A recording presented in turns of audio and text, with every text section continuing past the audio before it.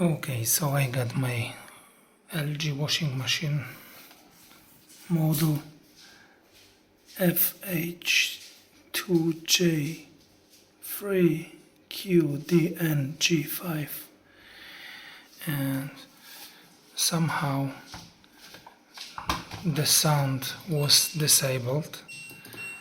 Probably children did it, or I don't know who, but we couldn't switch it on. I couldn't find any answer online. So I tried many options, and finally I found how to switch it on and off. So you have to hold temperature and time delay for a few seconds together.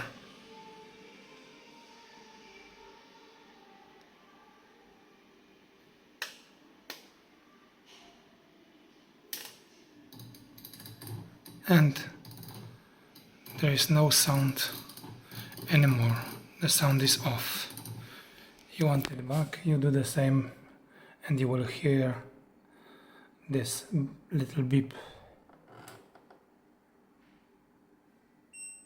Okay, the sound is back. So hold together temperature and time delay for a few seconds if you want to switch the sound on or off.